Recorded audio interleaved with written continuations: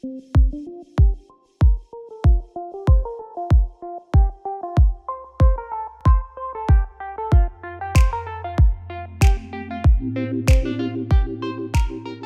a todos. Bueno, gracias a todos por sumarse a este espacio, por venir a escuchar un poco lo que tenemos para contar.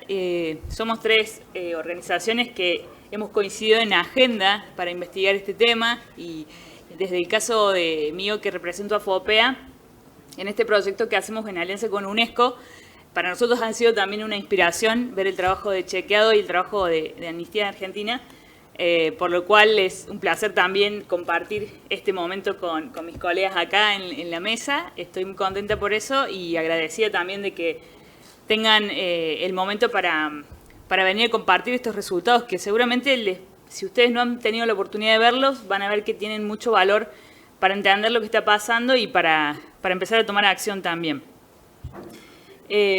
Pensando en cómo arrancar con este tema y teniendo tantos datos para compartir, queríamos arrancar con una actividad interactiva que preparamos. Esto es una especie de trivia.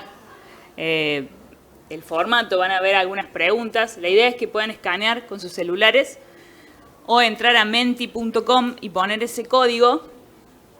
Y ahí van a empezar a ver algunas preguntas. Algunas preguntas que apelan a cuál puede ser su idea sobre algunos temas. A lo mejor ya saben cuál es la respuesta a cada una de estas preguntas, pero también nos basamos en datos que hemos ido recogiendo en estas investigaciones, tanto en el caso de la investigación de Chequeado, como la de Amnistía, como la de FOPEA, que la de FOPEA todavía está en proceso de desarrollo, ya voy a contar un poco más sobre eso. Pero queremos arrancar por ahí. Si podemos ver en pantalla el Menti, ¿todos pudieron escanear? ¿Alguien? ¿Están ahí? Genial. Así yo también lo veo desde acá.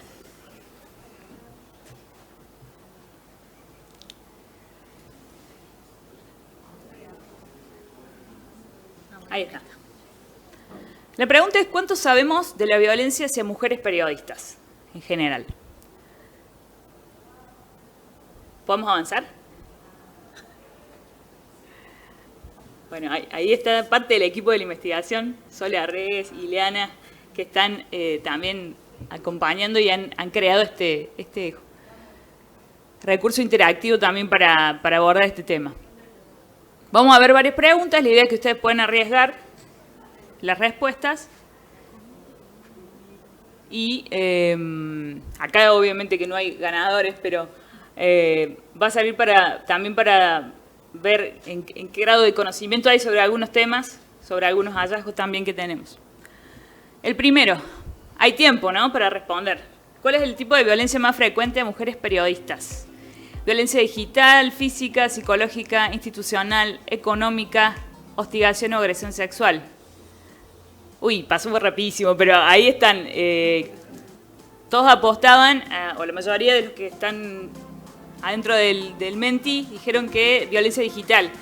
En este caso, y en el marco de esta pequeña actividad, vamos a hablar de lo que reflejó la primera encuesta que hace FOPEA sobre este tema a mujeres periodistas en todo el territorio de Argentina.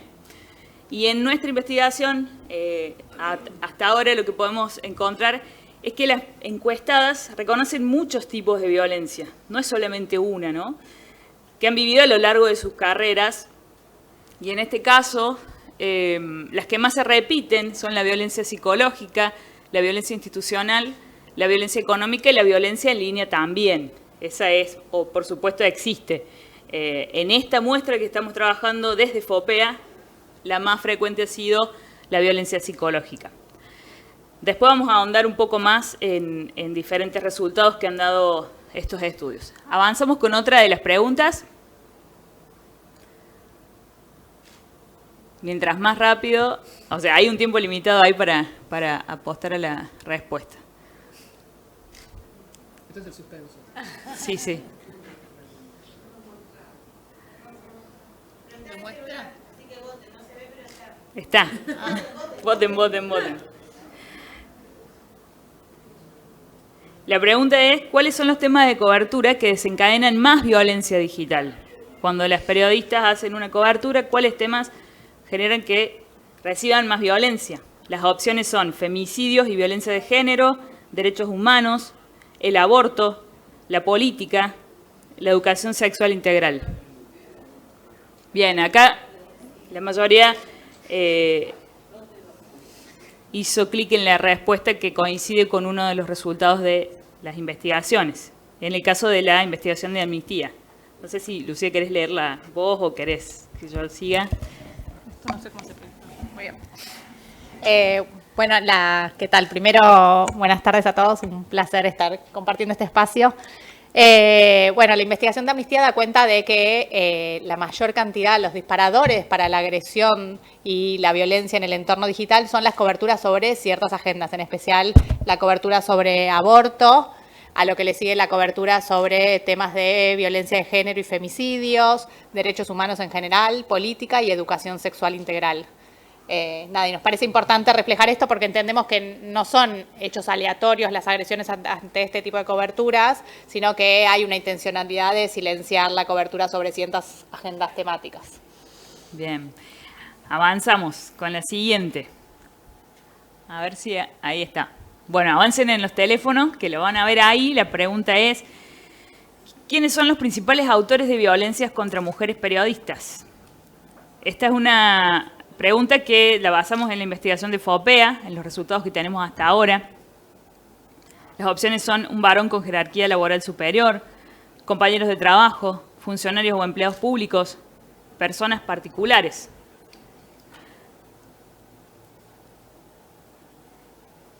¿Cuál creen que suele ser el principal agresor? Es la pregunta.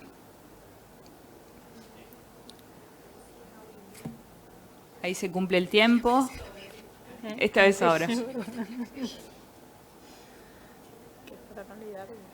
Bien. Otra vez hay un acierto. ¿Conocen de este tema? La respuesta que con más frecuencia salió en nuestra investigación, en lo que va de nuestra investigación, es que un varón con jerarquía laboral superior suele ser con más frecuencia el agresor.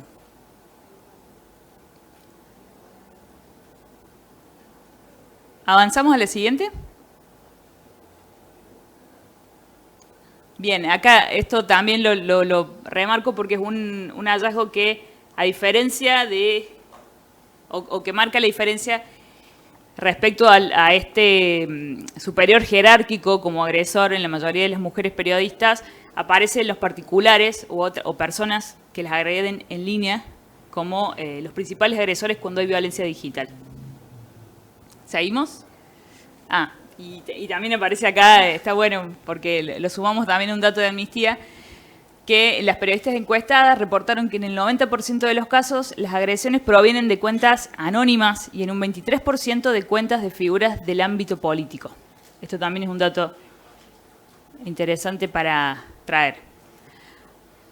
Siguiente pregunta. ¿Por qué en la gran mayoría de los casos no se denuncia el hecho ante el medio de comunicación para el que trabajan? Esta es una pregunta que tiene que ver cuando surge un caso de violencia. ¿Qué puede pasar? Miedo a perder el empleo, miedo a que no les crean, temor a represalias. Se considera que son gajes del oficio las violencias. O porque no sabían cómo denunciar o qué hacer. Avanzamos con la respuesta. Todavía veo que siguen votando.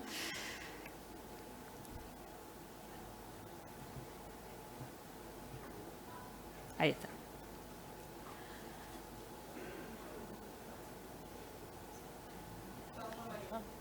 Ahí está. Todas son válidas porque... Sí, no, es que no me aparecía acá también. Existe una fuerte percepción entre las periodistas de que los medios de comunicación no cuentan con herramientas suficientes para contener y acompañar las situaciones de violencia, según el informe de Amnistía, lo que a su vez se encuentra atravesado por la situación de precarización laboral de las periodistas. Todas estas cosas confluyen en estas diferentes opciones de reacciones ante un caso de violencia. Vamos con la siguiente. Ya vamos a ahondar en esta. Ahí está. ¿Cuál fue el principal tipo de ataque en línea sufrido por periodistas mujeres durante las elecciones presidenciales de Argentina en el 2023? Acá estamos recorriendo hallazgos del informe de chequeado sobre violencia digital.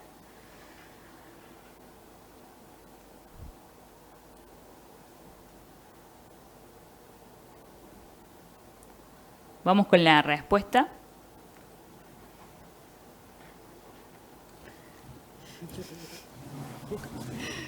Hola, ¿qué tal? Buenas tardes. Sí, en la investigación que hicimos nosotros, que ahora cuento un poquito más en detalle, pero fue específicamente para mirar cómo se atacaba a periodistas, tanto varones como mujeres, en redes sociales, y específicamente hicimos el análisis en Twitter, en X, durante la elección presidencial, y lo que vimos justamente es que hay una asimetría de género muy claro en la violencia online, y que muchos de los ataques que se hicieron tenían contenido misógino.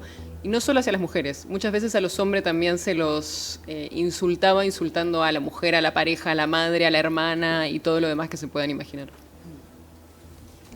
Bien. Seguimos con la próxima. Ya estamos llegando al final. ¿Cuáles son las consecuencias que la violencia en línea tiene sobre las periodistas? ¿Qué impacto tiene este tipo de violencia? Hay varias opciones. Ansiedad y estrés, autocensura, disciplinamiento o todas. ¿Qué se imaginan? Se imaginan todas, me parece, los resultados. Está claro lo que se imaginan.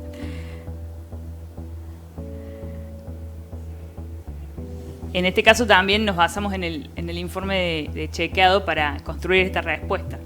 Sí, y justamente parte del trabajo que hicimos fue con entrevistas a mujeres que habían sufrido este tipo de violencia en línea, y a lo que más nos contaron es el impacto que tiene en su salud mental, en su trabajo periodístico y en la libertad de expresión, cómo lleva a estas mujeres muchas veces a publicar menos o incluso dejar de publicar, cerrar cuentas en redes sociales y retraerse de la discusión pública.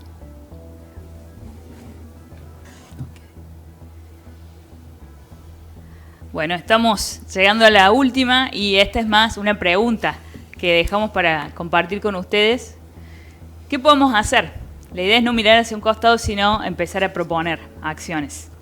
Ahí pueden escribir lo que piensan que sería útil hacerlo. Vamos a leer todos los mensajes y estamos también acá en este espacio buscando generar esas acciones.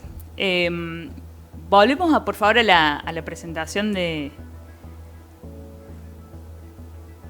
nuestra investigación, la que vamos a contar desde FOPEA.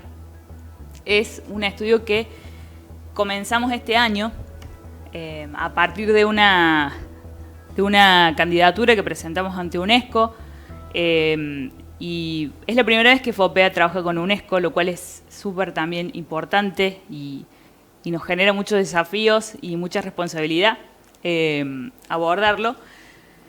Entonces, lo que queremos hacer en esta oportunidad, en este congreso de periodismo de aquí de Buenos Aires, es contarles algunos de los primeros hallazgos que hemos tenido, porque es una investigación que está sucediendo.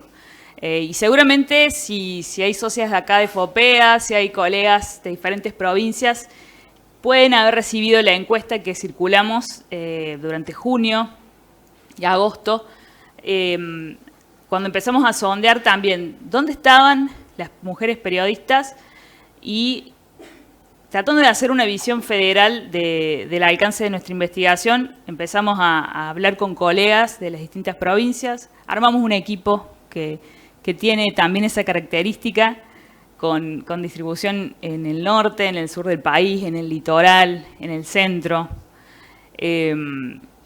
Todo esto con la intención también de dotar a esta investigación de mucha diversidad y de miradas.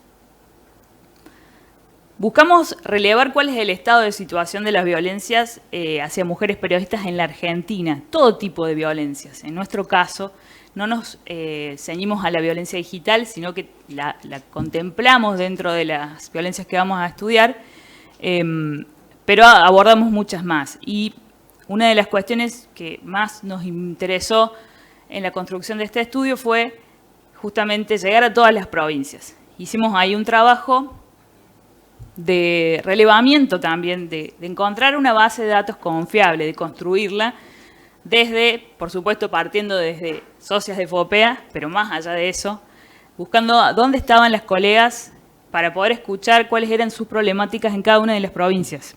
Lo logramos tener representación de todas las provincias de Argentina y la ciudad de Buenos Aires en esta encuesta, cuyo alcance estuvo también signado por una relación que casi fue mano a mano entre las investigadoras y las personas a las que queríamos llegar. Si bien es una encuesta anónima, sabemos que son temas que a veces no son fáciles de abordar, que no es fácil recordar, contar, hablar de eso. Entonces también establecimos esa relación con las colegas, haciendo foco en que mientras más sepamos sobre este tema, más herramientas tenemos para protegerlas, para generar acciones que a FOPEA le den también esos instrumentos para actuar mejor en caso de periodistas que sufren violencia.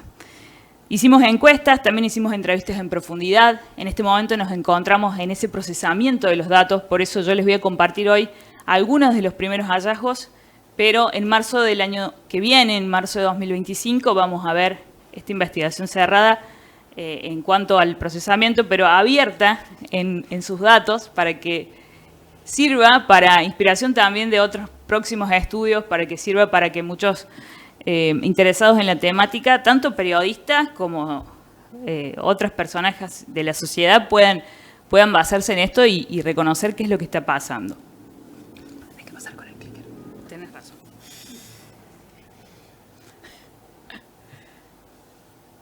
Primeros hallazgos de esta investigación tenía que ver con una de las preguntas que hacíamos recién en el Menti.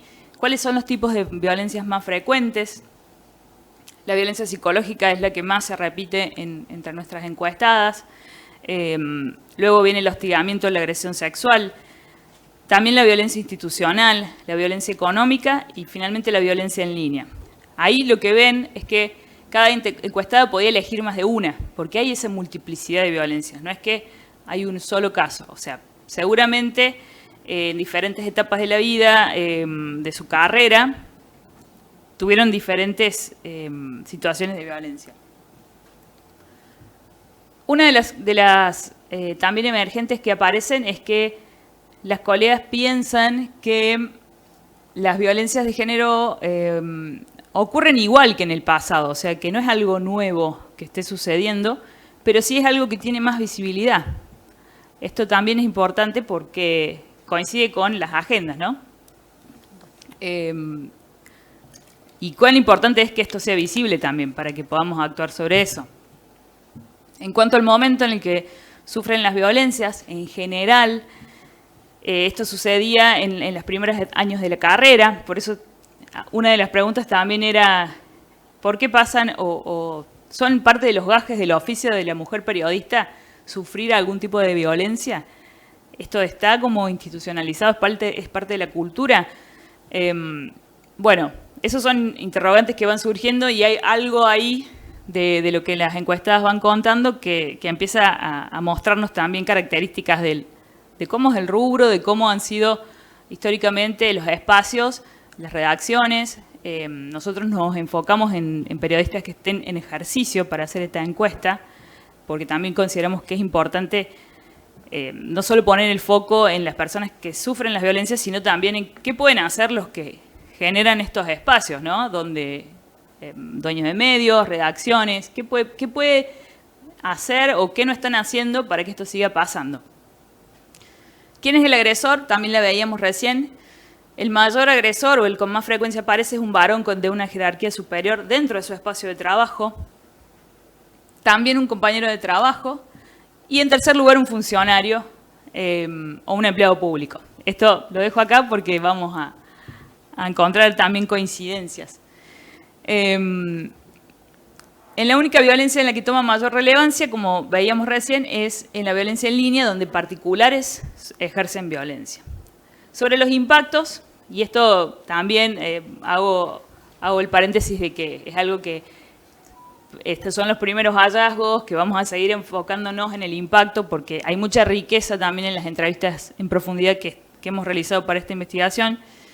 Pero el mayor impacto es la salud, no solo física, también la salud mental. En eso coincidimos con el estudio de Chequeado también. Cómo impacta en la salud mental y en el desarrollo profesional. Ahí aparecen estos conceptos como el techo de cristal o el acceso a los puestos jerárquicos de las mujeres en los medios. Algo que no es nuevo, que ya tiene un recorrido y que a nosotros nos interpeló también desde el análisis que hicimos previamente a esta investigación, recogiendo todos los estudios en la región y también aquellos que UNESCO ha hecho, todo el material que tiene que ver con cómo es la situación laboral de las mujeres periodistas en el mundo, porque no es algo exclusivo de Argentina, sino que se repite.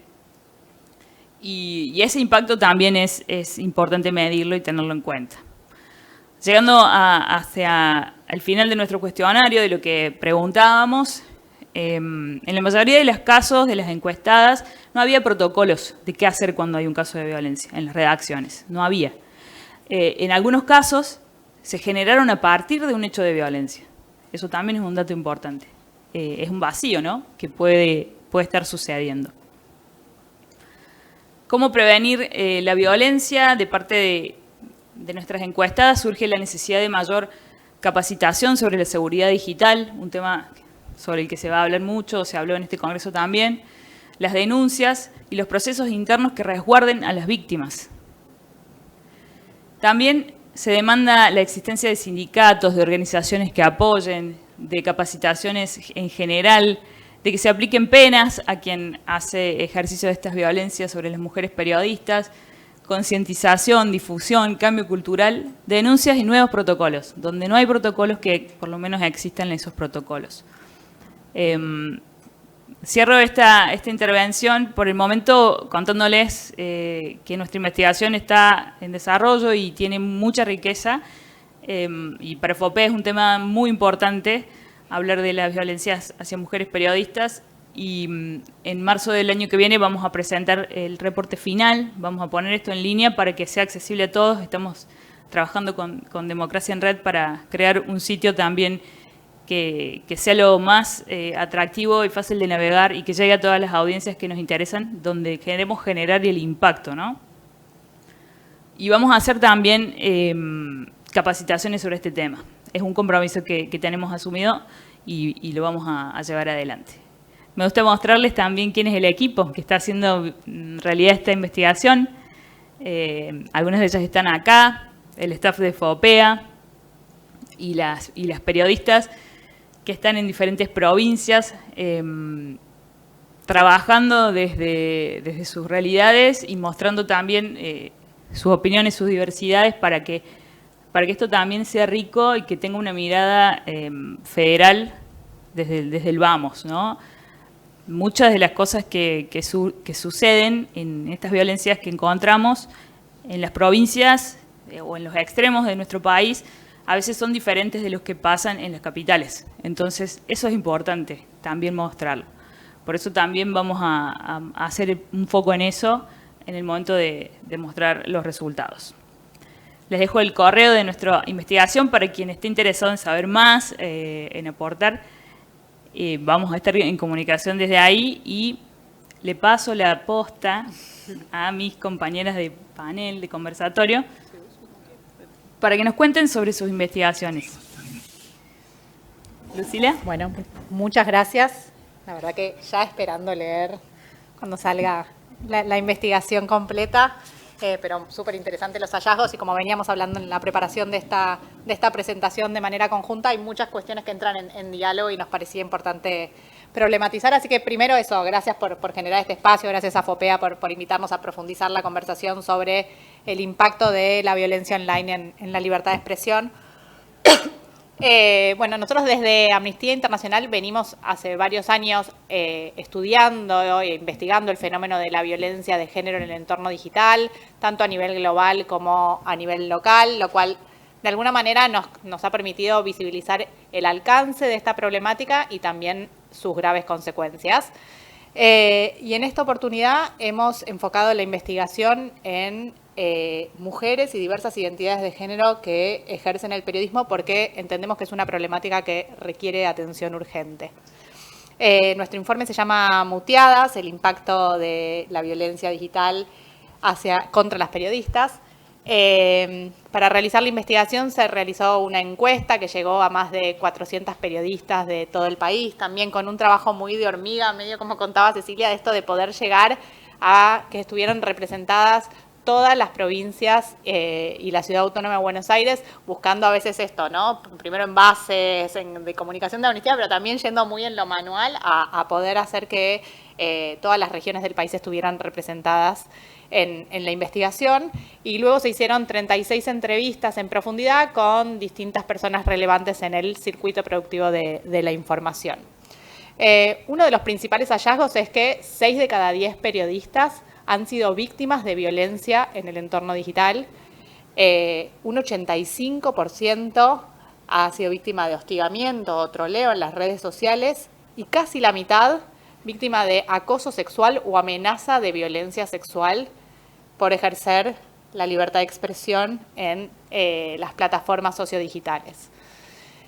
Bueno, uno de los primeros problemas y lo que inspira el nombre de nuestra investigación es qué pasa con esta violencia, cuál es su impacto. Bueno, esto genera un gran impacto en la salud mental, como traía recién Cecilia en la investigación de FOPEA, en la trayectoria profesional de las periodistas y en la libertad de expresión. Es por eso que denominamos a la investigación Muteadas, porque entendemos que uno de los principales problemas es la autocensura que genera la violencia, el silenciamiento y el disciplinamiento. De las periodistas que sufrieron violencia en el entorno digital, 5 de cada 10 dieron cuenta de que se autocensuran en las redes por miedo a sufrir represalias. El 80% reportó que tuvo que hacer modificaciones en su práctica profesional como consecuencia de la violencia de género, y 2 de cada 10 dieron cuenta de que dejan de cubrir ciertas agendas temáticas por miedo a las consecuencias que esto puede tener y por la violencia que se desencadena en las redes sociales. Veíamos recién en el Menti, y por eso lo traíamos, cuáles son las agendas que generan más agresiones en el entorno digital, porque nos parece que es importante visibilizar que no son hechos aleatorios y que hay un ensañamiento con la visibilización de ciertas agendas que son sumamente relevantes para hacer avanzar la agenda de derechos humanos en general y la agenda de derechos de mujeres y diversidades en particular. Y como mencionábamos, bueno, los principales desencadenantes son la cobertura noticiosa sobre temas como aborto, violencia de género, política en general también, derechos humanos y educación sexual integral. Pero antes de seguir, quería compartir con ustedes un pequeño video que ilustra muy bien nuestra investigación y un poco da cuenta de las consecuencias que tiene la violencia en el entorno digital en el ejercicio de la profesión. Las redes sociales nos abrieron las puertas a las mujeres y ahora nos las cerraron en la cara.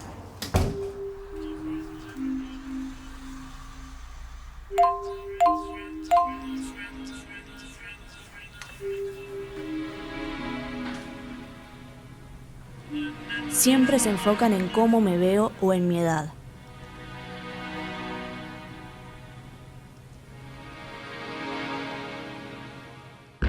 Más del 80% de las periodistas víctimas de violencia manifestó haber experimentado hostigamiento o troleo en redes sociales.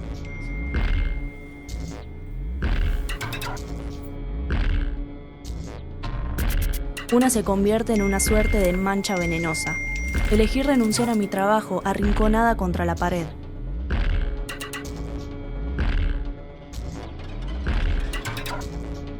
Más del 80% de las periodistas víctimas de violencia sostuvo que su práctica laboral se vio afectada por episodios de agresión o amenazas digitales que recibió. Como esperábamos, fueron muchas entrevistadas, muchas horas realmente,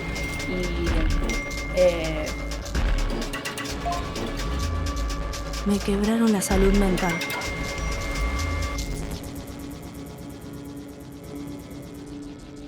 El 45,9% de las periodistas víctimas de violencia experimentó acoso sexual o amenazas de violencia sexual en redes sociales. 2 de cada 10 mencionó haber buscado ayuda médica o psicológica.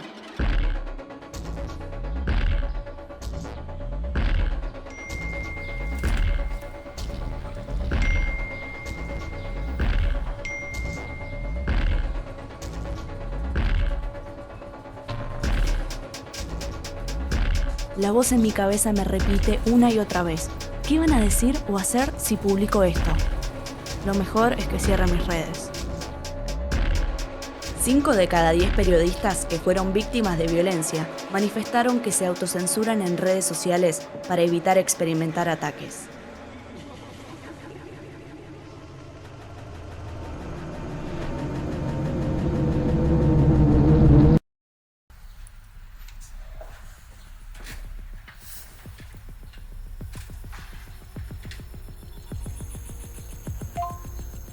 No estás sola. No te vamos a soltar la mano, por vos y por todas. La salida es colectiva. Estamos para respaldar. Vamos a hacer público nuestro apoyo. Contá con nosotros. Estamos con vos. Si necesitas patrocinio jurídico, contá con nosotras. La lucha es por todos. Contá con el apoyo legal que necesites y con el respaldo del medio. La erradicación de la violencia contra las periodistas en redes sociales requiere un esfuerzo conjunto y continuo de actores como el Estado, plataformas digitales, medios, organizaciones de periodistas y la sociedad civil. Solo así se podrá garantizar un entorno digital seguro que permita la libertad de expresión sin miedo a violencia por motivos de género.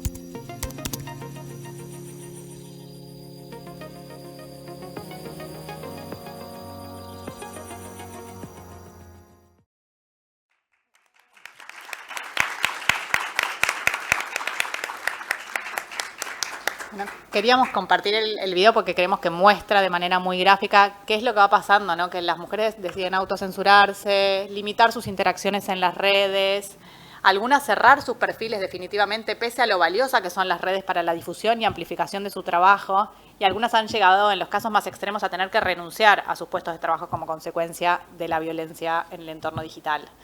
Y me parece importante decir esto cuando tenemos muchas figuras del ámbito político diciendo que la libertad de expresión es un derecho al 100%, porque es necesario poner en discusión que la libertad de expresión no es un derecho absoluto y que cuando se pronuncian discursos de odio que incitan a la violencia y a la discriminación, esto tiene consecuencias y genera responsabilidades ulteriores. O sea, por supuesto, la libertad de expresión es un pilar fundamental de cualquier sociedad democrática y por eso cualquier restricción que se prevea para protegerla de su ejercicio abusivo debe estar prevista expresamente por ley y ser estrictamente necesaria para resguardar los derechos de otras personas. Pero es importante entender que esto es algo que tenemos que poder poner en discusión. Y cuando hablamos de mensajes abusivos no me refiero a las críticas de una cobertura noticiosa o incluso a aquellos pronunciamientos que puedan parecer ofensivos, pues entendemos que es parte del ejercicio de la profesión y de alguna manera robustece también el debate democrático. Pero cuando esas expresiones se envuelven en ataques, en hostigamiento, en agresiones, bueno, esto se convierte en una violación de derechos que no solo afecta a la periodista que recibe esta agresión, sino a la ciudadanía, porque lo que estamos poniendo en discusión también es que cada vez hay menos voces representadas en el debate público y cada vez hay menos de las agendas representadas en el debate público. Entonces hay un problema en el acceso a la información por parte de la ciudadanía y también vemos que se está horadando el debate público. Otra de las cuestiones es, bueno, lo que traía también Cecilia en la investigación, esto no son... Las agresiones no son hechos aislados, casi es, como contaba ella, gajes del oficio, lo verbalizaban muchas periodistas como un hecho cotidiano en el trabajo de la cobertura periodística. Y como les decía al comienzo, desde Amnistía venimos analizando esto hace varios años y no es un fenómeno nuevo la violencia en el entorno digital. Hemos estudiado esto durante gobiernos de distinto signo político, pero lo que sí vemos en el último tiempo es que se ha exacerbado la violencia en el entorno digital, sobre todo por autoridades gubernamentales que de alguna manera promueven y habilitan la violencia en el entorno digital, lo que de alguna manera potencia los riesgos de alterar el clima que preserva la libertad de expresión. Y esto lo ponían de manifiesto muchas periodistas que, como contamos en la investigación, el 23% de las periodistas dan cuenta de haber recibido agresiones por parte de figuras del ámbito político, con la asimetría de poder que hay entre quien emite estas agresiones y quien las recibe, y cómo eso también genera un disciplinamiento entre quienes presenciamos lo que sucede cuando uno levanta una voz crítica o se posiciona sobre ciertas agendas. Otro de los temas que un poco trae el video también, bueno, esto es una responsabilidad de quién atender, es una responsabilidad de múltiples actores y entre ellos hay un desafío de los medios de comunicación que nos parece importante poner en conversación un poco con la investigación que traía Cecilia sobre los desafíos para desarrollar protocolos, para el acompañamiento de las periodistas y pasa algo cuando fuimos haciendo las entrevistas en profundidad, muchas decían, yo no reporté a mi empleador en la violencia que estaba viviendo por todas las razones que teníamos recién, ¿no? Por miedo a que me tilden de problemática, por miedo a perder el trabajo. Pero esto también se encuentra atravesado por el contexto de precarización laboral y pluriempleo en que se encuentran muchas periodistas, que condiciona de alguna manera en dónde las encuentra la violencia de género. Si las encuentra solas o acompañadas, si las encuentra en su casa o en una sala de redacción. No es lo mismo la sensación de sentir el respaldo. Y en esto me gustaría resaltar que varios organismos de protección internacional de derechos humanos se vienen posicionando en que no importa si la relación con la periodista es como freelance, igual el medio tiene una responsabilidad de protegerla para que pueda ejercer su trabajo en condiciones dignas y sin miedo a sufrir represalias. Otro de los aspectos que vemos en el informe es que esto ha generado de alguna manera una retracción de las agendas de género. Lo leemos en parte en el contexto en el que nos encontramos inmersos, en donde hay una proliferación de narrativas en contra del reconocimiento de derechos de mujeres y diversidades, y vemos que después del boom que tuvo la cobertura sobre las agendas de género, e incluso después del Ni Una Menos y del Me Too, el reconocimiento del rol de las editoras de género en los medios de comunicación. Entre 2018 y 2021 llegaron a haber 13 editoras de género en los medios nacionales y regionales de comunicación y en la actualidad quedan menos de la mitad.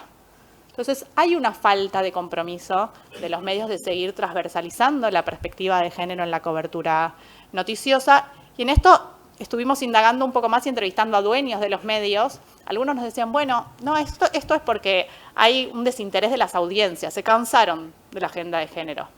Y otros hacían un contrapunto y decían, de ninguna manera puede ser una moda cubrir las agendas de género. Hay una responsabilidad social que tenemos los medios de visibilizar todas las voces en el debate público y de promover la igualdad de género.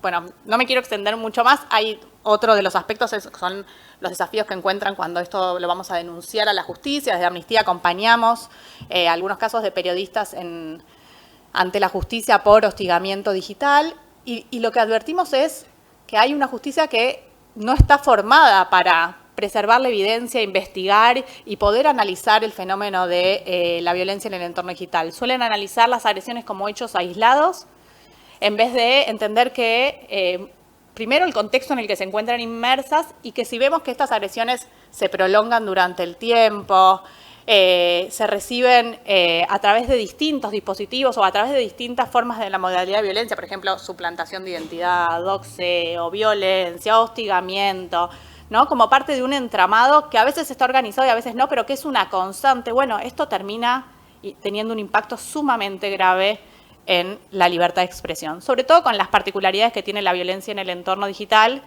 que puede provenir de cuentas anónimas, que tiene la posibilidad de un contenido volverse viral en cuestión de segundos, y la imposibilidad después de, como trae un documento que me gusta mucho de UNFPA, de borrar la huella digital, ¿no? Uno puede bajar un contenido a una plataforma, pero la suben en otras 5 en cuestión de segundos también. Entonces, bueno, es sumamente grave las consecuencias que tiene la violencia en el entorno digital en la libertad de expresión. Y para cerrar, analizamos que si bien las plataformas supieron, bueno, por un lado ser una fuente de democratización del acceso a la información y grandes aliadas de las periodistas, como lo demostró el Me Too a nivel internacional en Estados Unidos y Ni Una Menos en Argentina, hoy se han vuelto un espacio sumamente hostil para el periodismo. Y en esto debemos analizar que las plataformas tienen como prioridad un modelo de negocio y no un modelo de sociedad. Y es ahí en donde les corresponde al Estado adoptar herramientas para poder preservar que todas las voces sean escuchadas en el debate público sin miedo a sufrir represalias, y es por eso que nuestro informe hace muchísimas recomendaciones al Estado para que haga modificaciones tanto en el Poder Judicial, en el marco de políticas públicas, y demás para enfrentar esta problemática. Muchas gracias.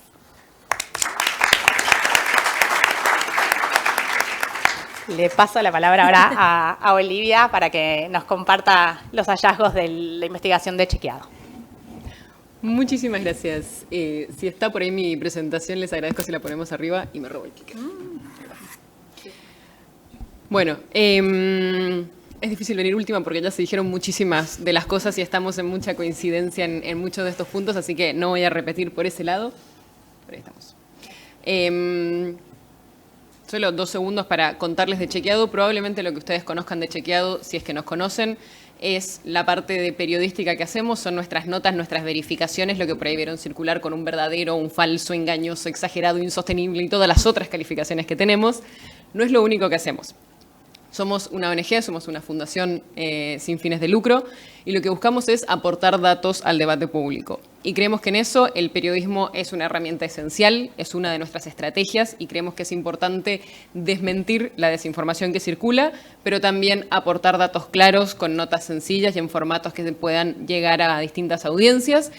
Y más allá de nuestro trabajo periodístico, creemos que es muy importante también tener un área de educación, donde trabajamos mucho en alfabetización mediática, en trabajar con adolescentes y con jóvenes, en que ellos puedan definir desde muy temprano, qué es una fuente confiable, qué no es una fuente confiable, a quién le pueden creer, porque si solo nos basamos en el trabajo periodístico, si es nuestra única estrategia, es imposible que podamos chequear todo lo que circula. Y tampoco es muy sano como sociedad que seamos solo nosotros los periodistas lo que les estemos diciendo a las personas que es verdad y que no. Necesitamos una ciudadanía que tenga las herramientas para poder identificar solas estas cuestiones. Y el otro área que tenemos es nuestra área de innovación, muy pensado también en desarrollar tecnología y buscar formas en las que podamos escalar nuestro trabajo y acelerar nuestros tiempos de trabajo para poder ser lo más efectivos posibles. Tenemos también un área de impacto, que es donde estoy yo soy la directora de impacto y de nuevas iniciativas, justamente porque queremos enfocar nuestros recursos y nuestra energía en las cosas que tengan el mayor impacto posible, donde podamos ser lo más eficaces, lo más eficientes con lo que tenemos, y para eso necesitamos investigar en profundidad y entender qué de lo que hacemos nos trae el mejor resultado y nos trae el mayor impacto posible. Eso simplemente para contarles un poco de dónde viene Chequeado y por qué Chequeado está hablando hoy de este tema, que no es algo que necesariamente entre dentro de la parte periodística de nuestro trabajo, pero sí entra dentro de nuestro objetivo de que queremos aportar mejores datos al debate público y sabemos que si hay un silenciamiento de periodistas, si hay menos voces que están participando en la discusión pública, también corre riesgo la información y el acceso a la información. Solo para decir una primera parte de la desinformación y la violencia hacia periodistas, la violencia en general en línea, son 2 fenómenos distintos, pero muchas veces se cruzan. Y la desinformación suele ser una herramienta que usan quienes quieren agredir a otro y quienes quieren ser violentos. No solo, hay muchísimos insultos que no tienen nada fáctico, que pasan por otro lado, pero muchas veces la desinformación es una herramienta que se usa para enchastrar la discusión, para hacerte pensar que el otro dijo algo que nunca dijo y todo lo demás. Y cuando miramos el año pasado, mucho de lo que les voy a contar hoy viene de investigaciones que hicimos durante las elecciones. Mucho de lo que vimos es que la desinformación se usa de manera diferente para atacar a mujeres y a varones en la discusión pública y que aprovecha muchísimo de explotar todos los prejuicios que podemos tener circulando. Y muy en línea con lo que contaban del informe de Amnistía también, la desinformación surgió muchísimo durante la campaña en particular, atacando a las personas que hablaban sobre temas de género. Independiente de si era una mujer, un varón o quien fuese, quien hablara de temas de género empezaban a circular desinformaciones sobre esa persona y lo vimos suceder en varias ocasiones. Y lo mismo, vimos muchísima desinformación sobre los temas de género, que me parece que va muy en línea con lo que encontraron sobre los ataques que se disparan cuando aparecen temas como el aborto, la educación sexual y demás. Nosotros vimos muchísima desinformación, por ejemplo, sobre el Ministerio de las Mujeres en su momento, sobre la educación sexual integral en particular y algunas otras temáticas. Con lo cual creo que en eso también se cruza mucho la forma en la que opera la violencia de la forma que opera la desinformación, y aunque sean 2 fenómenos distintos, conviene entenderlos o sirve entenderlos como un todo porque son distintos tipos de contenidos dañinos que buscan enchastrar la conversación pública y confundir a las audiencias en muchos casos. Bueno, ¿qué hicimos en nuestra investigación? La investigación se hizo En 2023 se hizo en 5 periodos claves de la elección, en las primarias, en la segunda vuelta y en la general y en la segunda vuelta.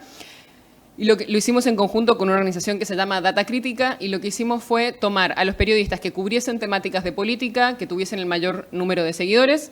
Llegamos a un número que creo que fueron alrededor de 19 periodistas que analizamos y vimos todas las menciones y respuestas que le hacían a ellos. Fueron alrededor de 80.000 posteos que identificamos en ese momento. Y en esto quiero agradecer el apoyo que tuvimos de la Embajada de los Países Bajos, que nos permitió hacer este trabajo y hacer todo este análisis en profundidad. Analizamos esta cantidad de tweets. Cuando digo analizamos, no los analizamos literalmente porque no nos hubiese dado el tiempo ni las manos. Se hizo una categorización automática y se llegó a los distintos tipos de insulto que veíamos circulando. ¿Qué encontramos? Esta es nuestra tabla de mayor cantidad de insultos, donde se van a dar cuenta de que hay mujeres y también hay muchos varones. Porque la violencia en redes y la violencia hacia periodistas no es exclusiva hacia las mujeres. Es diferente, pero suele ocurrir también hacia los varones. Y de hecho, si ven, los primeros puestos son periodistas varones. Más allá de eso y más allá de esta tabla, lo que encontramos es que, como decíamos antes en las cuentas que estábamos haciendo, una buena parte de esos insultos son insultos misóginos que hablan sobre las mujeres. Como decía, cuando van dirigidos a mujeres y también cuando van dirigidos a varones porque insultan a una mujer cercana en muchos casos. Y lo que encontramos que nos llamó mucho la atención es que más allá de que se insulte tanto a varones como a mujeres, la proporción de insultos a las periodistas mujeres es mucho más alto en relación a la cantidad de seguidores y a la cantidad de posteos que hacen. Cuando miramos las cuentas de estos periodistas, tanto varones como mujeres, que son los que más seguidores tenían y que cubrían temas de política, los varones tienden a postear mucho más que las mujeres. Y cuando tenemos en cuenta eso, vemos que la cantidad de insultos que reciben por posteo las mujeres es mucho mayor que el que reciben los hombres periodistas. Y si hacemos la misma tabla, pero teniendo en cuenta quiénes tienen mayor número de seguidores, van a ver que ahora hay muchísimas más mujeres en las primeras posiciones, porque justamente es lo que decíamos, independientemente de que la violencia afecta a varones y mujeres, afecta mucho más a las mujeres en relación a la cantidad de seguidores que tienen. Les estoy pasando todo esto muy rápido. Si quieren todos los detalles metodológicos y todo el resto está todo en el informe que está publicado y les podemos pasar obviamente después el link, pero para no entrar en muchísimo detalle y simplemente para contarles esto, que nos pareció interesante mirar esto, ver cómo la violencia afecta tanto a varones como a mujeres, pero las especificidades que tiene y cómo se cruza la violencia de género con la violencia en redes hacia periodistas. La segunda fase del trabajo que hicimos fueron entrevistas a un grupo de mujeres que habían sufrido violencia en redes. Y de ahí venía mucho de lo que veíamos antes también en la encuesta sobre el impacto que tiene en su salud mental, en la autocensura, en bajar la cantidad de publicaciones, en cerrar cuentas también. Y lo que mencionaban en el video, esta idea de la mancha venenosa, mujeres periodistas que por ahí no se atreven a citar a sus fuentes por miedo que a las fuentes las vayan a atacar las mismas personas que las están atacando a ella. Miedo a cubrir ciertas temáticas porque puede venir una represalia mayor en esos temas que en otros. Y por lo tanto el impacto que puede tener eso en su vida profesional, en su actividad en redes sociales y cómo las redes sociales van perdiendo voces y van quedando solo algunas más fuertes y más allá del efecto que eso tiene, primero sobre quienes sufren la agresión, segundo sobre otras que ven estas agresiones y deciden por las dudas silenciarse un poco más para no exponerse y para no llegar a esa situación, pero también para todo el resto que nos perdemos esas voces en el debate público y el debate público empieza a ser mucho menos rico y mucho menos diverso porque estas personas se van silenciando por miedo a ser atacadas. Y eso es mucho de lo que vimos cuando entrevistamos a las periodistas y vimos cuál es el impacto concreto que tienen luego en sus vidas y en sus carreras. Este silenciamiento general que se va extendiendo.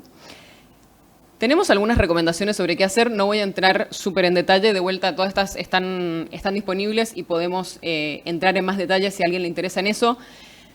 Quiero decir que me pone muy incómodo dar estas recomendaciones porque es decirle a las víctimas, esto es lo que ustedes tienen que hacer y jamás quiero estar en esa situación, es simplemente si alguna vez estas personas se encuentran en esa situación, tengan a mano esto que pueda ser útil y que pueda ayudar. En ningún caso quiere decir que sea responsabilidad de las víctimas tener que actuar necesariamente en esas situaciones. Pero las recomendaciones que hay y que hemos tomado de otras organizaciones también, como Amnistía y como otros reportes que se han hecho, tienen que ver con identificar el origen de las agresiones, tienen que ver con reforzar la seguridad propia, identificar qué información nuestra está publicada en línea y relevarla, poner mayores grados de seguridad en nuestras cuentas, tener en cuenta cómo podemos denunciar a las cuentas que nos están atosigando. En eso, en muchos casos, perdón, se me cruzaron las slides, creo, pero ahí está.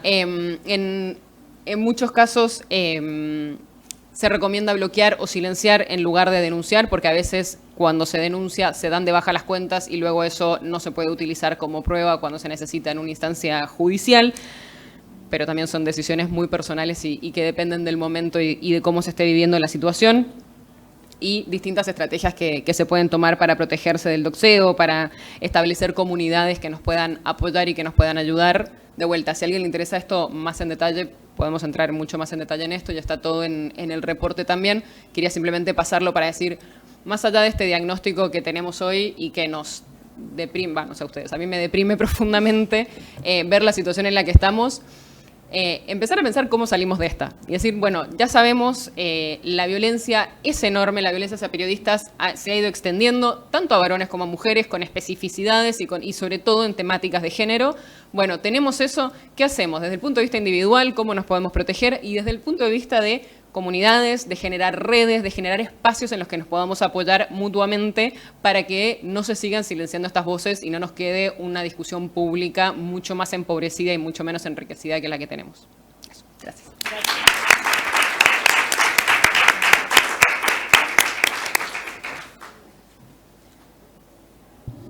Bien, no sé si tienen alguna pregunta, algo que quieran comentar. Hola, ¿cómo están? Buenísimo, ¿Cómo me es tu parece. nombre? Indalecio. Y soy de Tucumán, de la Gaceta de Tucumán. Me parece hiper interesante todo el tema. Y pensaba, por un lado, si tenían relevado en alguno de los trabajos que están llevando adelante, qué cantidad de mujeres están en cargos jerárquicos, directivos, de edición en los medios. Creo que tiene todo que ver también con mucha de la violencia que hay. Y por otra parte también, si han realizado, tienen pensado hacer, en algún momento recuerdo que el ya inexistente INADI lo hizo, por lo menos en el medio en el que yo trabajo, dar capacitación a los propios periodistas, varones. Porque creo que mucha de la violencia esa y de los casos sentía identificado a mis compas, donde muchas veces inclusive esos ataques lamentablemente son fogoneados por los propios periodistas varones. Por ejemplo, un político o alguna otra persona se siente agredido por alguna colega, por algo que puso, y los propios periodistas son por ahí los que dicen, no, pero si esa es una loca, que tal cosa y tal otra, en vez de ejercer una defensa. O sea, más allá de la responsabilidad de la empresa periodística, creo que también ahí hay una connivencia machista de muchos varones periodistas que alientan eso en vez de aplacarlo. Eso nomás. Gracias. Muchas gracias por la pregunta. En el caso del estudio de FOPEA hemos encontrado justamente esto que contabas, que las encuestadas en su mayoría declaran que es más difícil, primero, acceder a un puesto jerárquico, es una realidad, y también cuando les preguntábamos a qué se dedicaban, qué rol ocupaban en las redacciones, también es una minoría la que está hoy en día ejerciendo cargos de liderazgo. También ahí está la salvedad de quienes ejercen el cargo de liderazgo sin el cargo específicamente o sin el sueldo. Bueno, nos metemos así como en más detalle y sí lo estamos relevando. Tenía acá un dato resaltado de nuestra investigación en el cual la mayoría de las encuestadas, 200 sobre 215, o sea, una mayoría bastante importante, percibe esas barreras que tienen las mujeres, por ser mujeres específicamente, para acceder a los puestos jerárquicos en los medios. Y también hay una mención ahí, no voy a decir ahora el número, pero una realidad que también es mujeres que son jefas de hogar o que tienen a cargo hijos, sobre todo hijos pequeños, también manifiestan que han tenido más dificultades para acceder a esos puestos de poder. Vamos a tener, o sea, tenemos datos sobre eso y los vamos a compartir. O sea, vamos a tratar, creo que este es el primer estudio que FOPE hace, van a venir muchos más y a medida que creo que se conocen más, también hay más apertura para charlar sobre estos temas con los colegas y ponerle datos, ¿no? Que no sean una percepción, sino que es, a ver, tengamos los datos realmente para referirnos a esto con propiedad y ver qué está pasando. Yo le quería preguntar cómo hacen un poco la estadística, mi nombre es Nadia, somos de Puerto Deseado de Santa Cruz, cómo hacen para hacer un relevamiento en el sur, porque a nosotros por ahí todas las cosas que cuentan, no es que lo pasan, pero pasan un poco más, digo, se naturaliza, depende también la edad, el rol, el medio, no está regulado porque tenés o muchas radios o pocos diarios, entonces no tenés la cantidad de medios. Y esta experiencia que tenés por primera vez, es como que lo vas naturalizando, que a todas nos pasó, recién empezabas, es típico que te pase, o estás exagerando una realidad que después se va a ir corrigiendo. Muchas gracias. O que después, cuando querés abordarlo o poder ayudarle al lado, es como que sí, te van a boludear, estás exagerando, son cosas del medio, un poco, ¿viste? Porque después tenés que buscar aliados y a la que no le pasó todavía, tiene un poco de miedo de poder decirlo. Quiero saber un poco cómo lo trabajan ustedes en el interior del país. Muchas gracias. Bueno, respondo cortito y después les doy paso. En nuestro caso, creo que lo mencioné, o no sé si fue específica, pero como no teníamos un conocimiento total de la población de mujeres periodistas en cada provincia, lo que nosotros hicimos fue desplegar esfuerzos de cada una de las integrantes del equipo en regiones y tratar de buscar la mayor cantidad de mujeres periodistas en cada una de las provincias. Entonces hicimos ese relevamiento, obviamente que pueden haber faltado algunas colegas. Pero no porque duden el número, sino porque a veces nos pasa que nosotros en una localidad que tiene 20.000 habitantes o tiene pocas radios, Sí.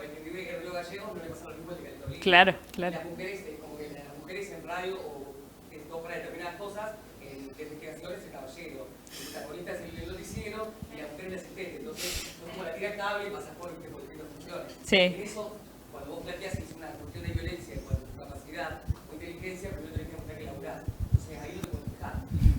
Sí, y bueno, gracias por también la catarsis ahí.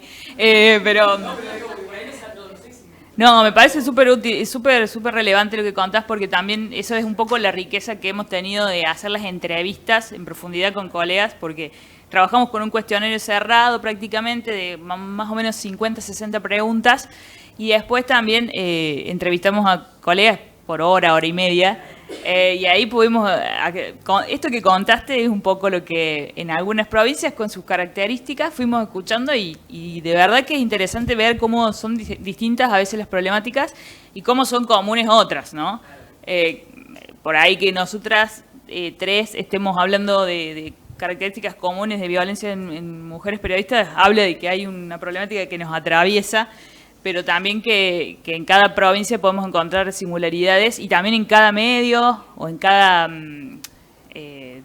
tamaño de redacción o si se quiere estructuras que tienen que ver, no sé, con la experiencia de las colegas, cuando algunas cosas te pasan cuando sos muy joven o cuando recién empezás y después cuando sos más grande, otras son las barreras y también existen otras violencias, así que es muy rico lo que decís y vamos a tratar de reflejarlo de esa manera, por lo menos en nuestro estudio. Gracias. Sí, un poco sobre esta última presentación que decían responder y con un signo de interrogación, ¿no? Porque yo me pregunto si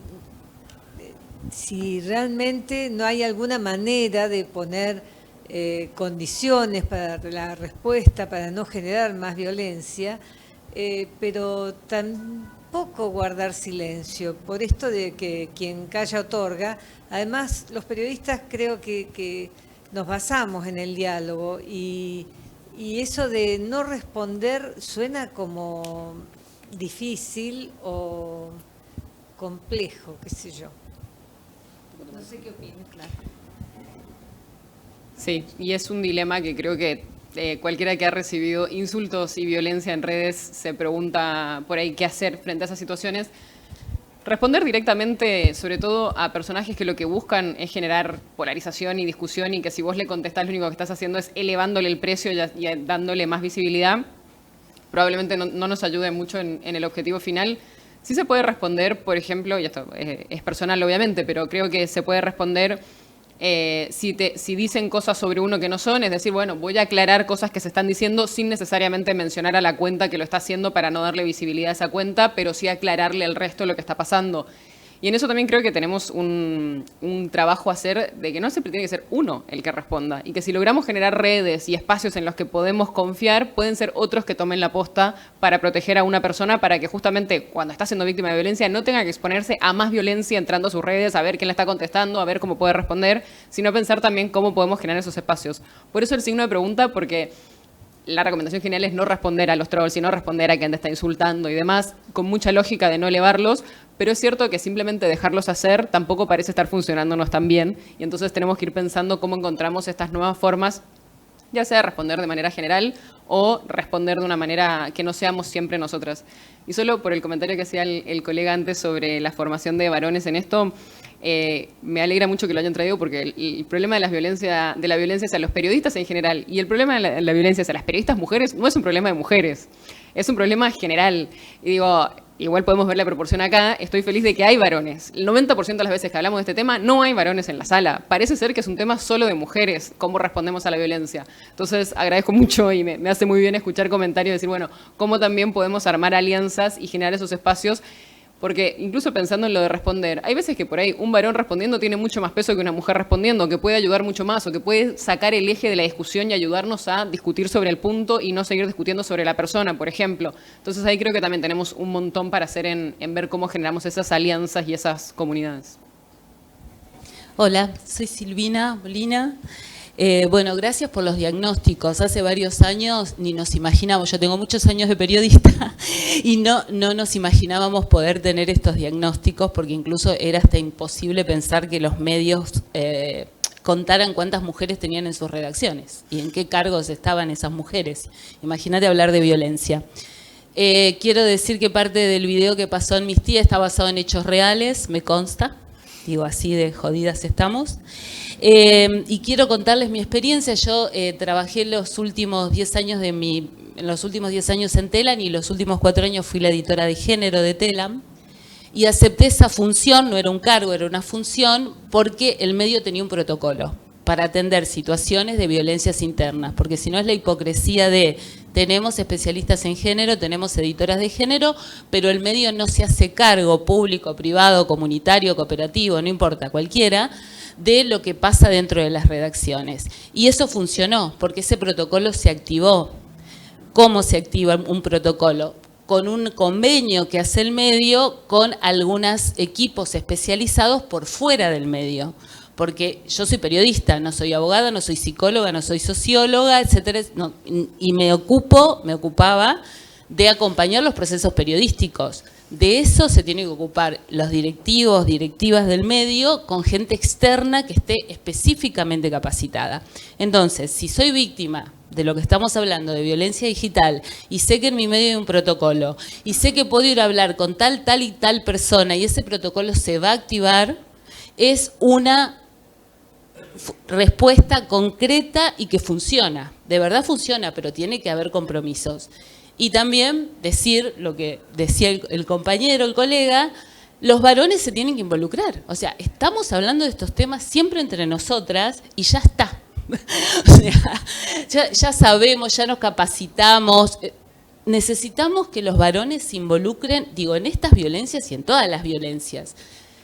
Se ha hablado a lo largo de este día de por qué estamos perdiendo credibilidad a los medios y por qué la gente ya no nos cree tanto a los periodistas. Bueno, no estamos contando cómo estamos haciendo periodismo. Las mujeres periodistas hace muchos años que venimos contando cómo estamos haciendo periodismo. Muchos años. Y la violencia la venimos denunciando hace mucho tiempo. Ahora le ha llegado a los muchachos también, a los colegas varones. Entonces tenemos mucho para compartir con ellos de lo que nos pasa y para construir juntos, la prevención de la violencia antes de que las compañeras sigan perdiendo trabajo, sigan exiliándose, sigan dejando de hacer periodismo por culpa de la violencia. Así que festejo estos espacios y que sigamos pensando juntas. Muchas gracias, muchas gracias.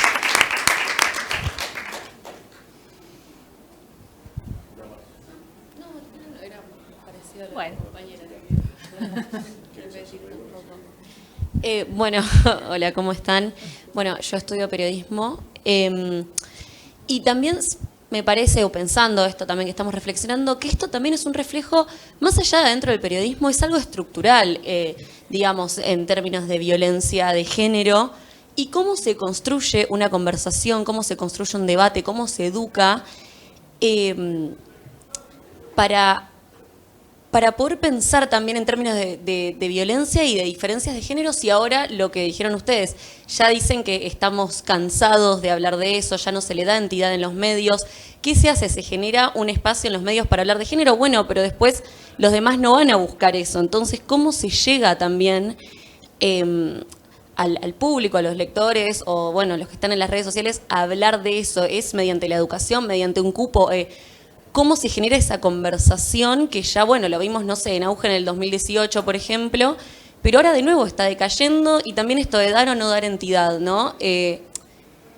Pienso en un momento en el que habían muchos discursos del gobierno de odio, en el que en redes sociales se estaba diciendo, bueno, no le demos más entidad. Bueno, pero es el gobierno. De todas maneras se van a seguir haciendo y de hecho, si no hablamos de eso, lo van a seguir haciendo tal vez hasta sin ningún tipo de crítica. Entonces, ¿cómo se generan estos espacios? ¿Cómo se vuelve a poner el foco en esto que ya es algo estructural y que va mucho más allá del periodismo? Es una pregunta para todos y como muy amplia, pero eso. No tengo ninguna solución mágica. Aclaro. Solo digo mis reflexiones en eso. Creo que nos toca volver a ser mucho más creativos quizás que antes. Y quizás volver a pensar cómo era que teníamos que cubrir temas de género antes de la última oleada que tuvimos antes de 2015, por ejemplo, cuando había muchísimo menos interés en cuestiones de género. Igual quizás no había editores de género en ese momento, no lo sé, no estoy segura si es que había o no, pero creo que no. Pero en ese momento nos tocaba rebuscárnoslas y tratar de pensar, por ejemplo, cualquier tema que quisieras, incluir la perspectiva de género. Si vas a hablar de desempleo, bueno, incluir la perspectiva de género en el desempleo. No, los temas de género creo que no tienen por qué ser como una vertical en un medio. O sea, atraviesan todos nuestros temas. Con lo cual, si en algún momento pudimos tener espacios específicos para hablar de cuestiones de género porque había más interés en eso y ahora el interés no parece estar tan claro ahí, bueno, volvamos a tenerlo en todos los temas que toquemos y volvemos a tener una perspectiva de género en las distintas cuestiones que vayamos a hablar. Creo que sí nos toca ser un poco más creativas en cómo pensar eso y en cómo incluirlo y en cómo generar interés en esas historias. No creo que poner cupos u obligar a la gente a informarse sobre un tema tiende a ser demasiado útil, menos en una época en redes en la que la gente te va a simplemente saltar lo que no le interesa y va a pasar otra cosa. Creo que vale más pensar si querés tomar temáticas de, no sé, anticonceptivos, salud sexual y todo lo demás, por ahí es a través más de historias personales, por ahí es a través más de casos que puedan generar empatía y menos a través de estadísticas generales. No sé, dependerá de y también dependerá del tipo de periodismo que cada uno haga, pero creo que es más una cuestión de creatividad y encontrarle la vuelta, que es lo que siempre nos ha tocado hacer como periodistas, a cómo contamos bien historias que son relevantes para que a la gente le importen. No que te resuelva nada, ¿no? Perdón, y sumo algo chiquito. Nosotros en la investigación buscamos justamente poder relevar la opinión de mujeres periodistas que cubren temas de deporte, que cubren temas de política, que cubren temas de economía, aunque hay menos, hay temas de sociedad. Digo, porque un poco pensando que la cobertura o la voz pública de mujeres en la producción noticiosa es importante en todas las áreas, y esto que trae Olivia de la necesidad de transversalizar la perspectiva de género en la cobertura noticiosa en general, digo, cuando cubrimos temas de deportes o cuando cubrimos temas de economía que están atravesados también por la perspectiva de género. Y después creo que obviamente ahí hay un desafío en cuanto a cómo incorporar esto en la educación.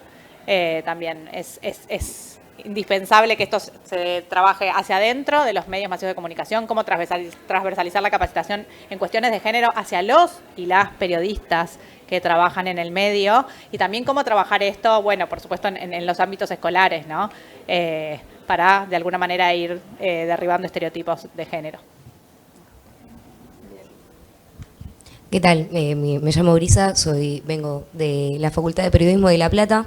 Y la verdad no sé si es más una pregunta, sino más bien un agradecimiento a estas investigaciones que es impulsada por este panel, porque me llevo herramientas para poder compartir con mis compañeras de banco y poder llevar la discusión también a las aulas, a nuestra última instancia de formación más que nada, y entendiendo que nuestra inserción laboral ya es como esta cuestión de, bueno, vas a ser la chepiba para esto, vas a estar vas a estar expuesta a estas cuestiones, entonces creo que son investigaciones que aportan a la discusión, al debate dentro de la última instancia de formación, dentro de las aulas. Creo que es más el agradecimiento de esto, de decir, bueno, también lo sumamos a los compañeros, a ellos, para repensarnos también en estas lógicas, ¿no? Así que es más que nada un agradecimiento. Muchísimas gracias. Muchas gracias. Gracias a todos.